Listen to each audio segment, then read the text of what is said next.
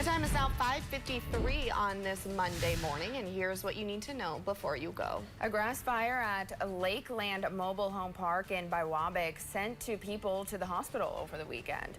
According to St. Louis County Sheriff's Office, on Saturday, first responders were dispatched for a grass fire but it had spread under a mobile home. Two people were transported to the hospital for non-life-threatening injuries. The fire is still under investigation, but we are told that fire crews contained the blaze and the home suffered minimal damage.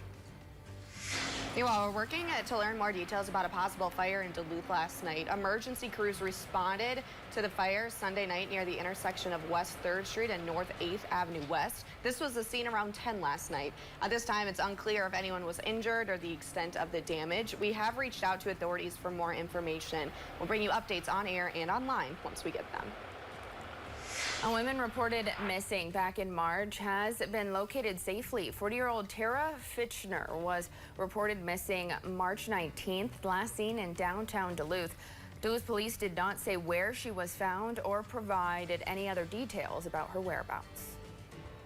And a heads up to drivers before the morning commute. Starting today, crews will be working on Highway 61 at the Lafayette Bluff and Silver Cliff tunnels. This project will replace the lighting systems in each tunnel. Drivers can expect single-lane traffic through the tunnels Monday through Thursday. Work will first start at Lafayette Tunnel and then move to the Silver Cliff Tunnel. And then from Friday through Sunday, there will be no traffic impacts as the closures will take place at one tunnel at a time. Work is expected to last through mid-November. And also on Highway 61, construction will start today just south of McQuaid Road. North of Duluth, crews will be working on a temporary wall at the outlet of the Talmadge River. You can expect the northbound right lane to be closed through mid-June.